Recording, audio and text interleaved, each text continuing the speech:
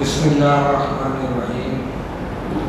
یہ پہلا سوال ہے کہ اکثر مسجدوں میں مؤذن ایک ہوتا ہے، نماز فجر کے لیے لیٹ بھی ہو جاتی ہے۔ اگر کسی دن کی آنکھ جلدی نہ کھلے تو اذان سے چند منٹ اوپر ہو گئے اور اس پر غسل بھی فرض ہے تو وہ اذان دے سکتا ہے یا غسل کرنے کے بعد اذان دینی ہوگی؟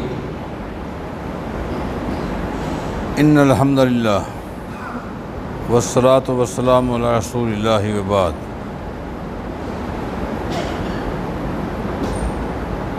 سب سے پہلی بات یہ ہے، مؤذن ایک ذمہ دار شخص کا نام ہے اور دین اسلام کے حوالے سے اس کی بڑی اہم ترین ذمہ داری ہے اور اس کا اسلام میں مقام بھی بہت زیادہ ہے۔ اس لیے مؤذن کو چاہیے وہ اپنی پوری ذمہ داری کا احساس کرتے ہوئے نمازیوں میں سے جو سب سے پہلے آنے والے ہیں ان میں سے کسی ایک کو اختیار دے کہ اگر کسی وجہ سے میں بر وقت اذان نہ دے سکوں تو آپ اذان دے دیا کریں۔ انسان ہے، آنکھ لگ جاتی ہے۔ جہاں تک دوسرا نقطہ ہے کہ اگر مؤذن پر غسل فرض ہو اور نماز کا بھی وقت ہو چکا ہو، اذان کا بھی وقت ہو، تو وہ کیا کام کرے؟ دیکھیں، جس شخص پر غسل فرض ہے وہ اذان کیا دے گا؟ وہ تو مسجد میں بھی داخل نہیں ہو سکتا، اس کا تو مسجد میں آنا بھی منع ہے جب تک کہ وہ غسل نہ کریں۔ اگر وہ مسجد کے احاطے میں ہی رہتا ہے اس کو چاہیے کہ پہلے وہ غسل کر لے، اور یہ اتفاق ہے، ورنہ جو ہی غسل فرض ہوتا ہے اسی وقت ہی وہ غسل کر لے۔ غسل جنابت کے لیے کوئی گھنٹہ تو نہیں لگتا، اس کو غسل کر لینا چاہیے۔ اگر اتفاق ہے وہی وقت تھا اذان کا، آنکھ نہ کھلی، غسل فرض ہو گیا، تو اس کا نائب ہونا چاہیے نمازیوں میں سے جو اذان دے دے۔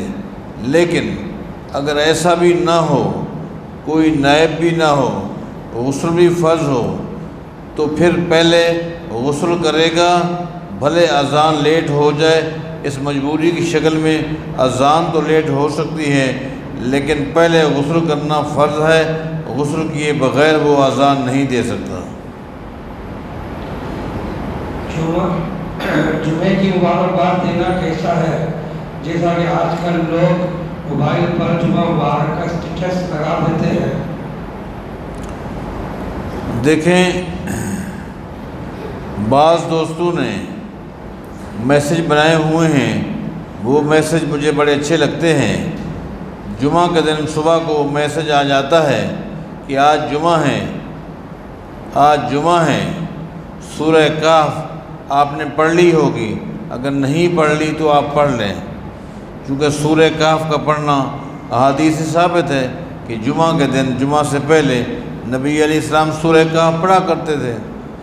اس طرح کے میسج کہ آج بابرکت دن ہے، امید کافی ہے کہ آپ تیار ہو چکے ہوں گے، جلدی تیار ہو جائیں اور سارے کام چھوڑ کر آپ اول وقت میں مسجد میں پہنچیں۔ یہ میسج بھی بڑا اچھا ہے، لیکن جمعہ کے دن کی مبارکباد پیش کرنا کہ آپ کو مبارک ہو، آج جمعہ کا دن ہے، یہ ایسا میسج ہے جس کا شریعت کے ساتھ کوئی تعلق نہیں ہے، بلکہ یہ بدعت کی شکل اختیار کر رہا ہے۔ اس طرح کا میسج جو ہے اسلام میں اس کی کوئی گنجائش نہیں ہے۔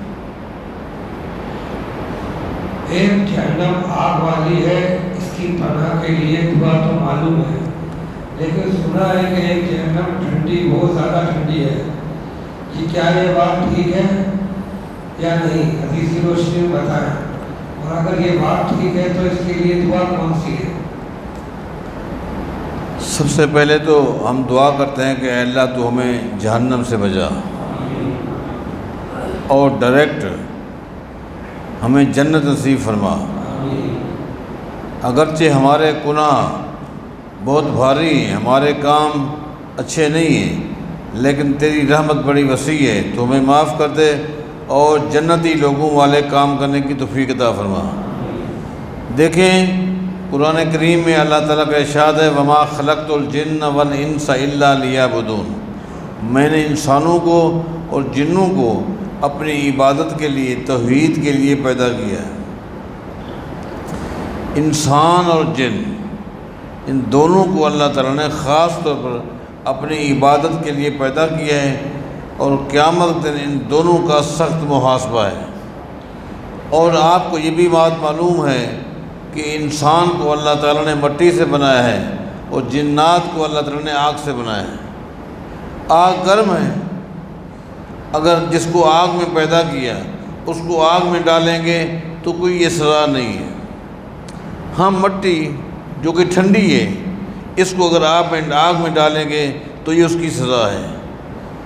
اس لیے محدثین کا موقف یہ بھی ہے کہ وہ پورشن جنات کے لیے ہو سکتا ہے جو ٹھنڈا ہے، کیونکہ حدیث میں آتا ہے، صحیح بخاری کی حدیث ہے، آگ سال میں 2 مرتبہ سانس لیتی ہے۔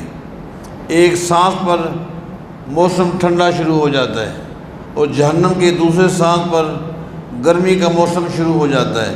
یہ 2 سانس ہیں جہنم کے جو صحیح بخاری سے ثابت ہیں۔ باقی رہا معاملہ کہ اس ٹھنڈے پورشن سے بچنے کے لیے کون سی دعا پڑھنی ہے، ہمیں جو اللہ تعالیٰ نے پیغمبر کے ذریعے دعائیں بتائی ہیں بس وہی دعائیں، بس ہم کوشش کریں، دعائیں بھی کریں، اعمال بھی ایسے کریں کہ جہنم سے بچ جائیں۔ جہنم سے بچنے کے لیے دعائیں ہیں، جہنم کیسی بھی ہو، اس کا پورشن کیسا بھی ہو، بس جہنم تو جہنم ہی ہے، اللہ ہمیں جہنم سے بچائے۔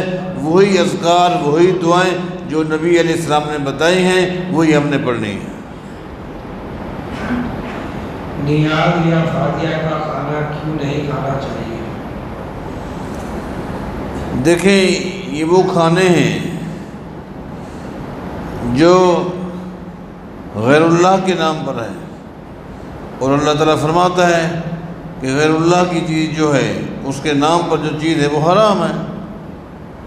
حرمت علیکم الدم والمیتۃ، اللہ تعالیٰ نے جو چیزیں حرام کی ہیں ان میں سے غیر اللہ کے کھانے بھی ہیں۔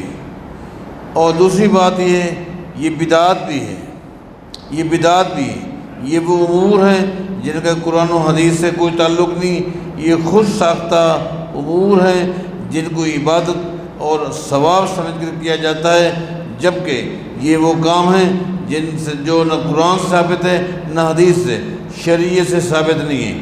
یہ بدعات بھی ہیں اور شرک بھی اس میں شامل ہے، اس لیے اسلام اس کی اجازت نہیں دیتا، اور ہر وہ عمل جو شریعت کے دائرے میں نہیں ہے اور خود ساختہ ہے اس کو اپنانا بھی ناجائز ہے، اس کا کرنا بھی ناجائز ہے۔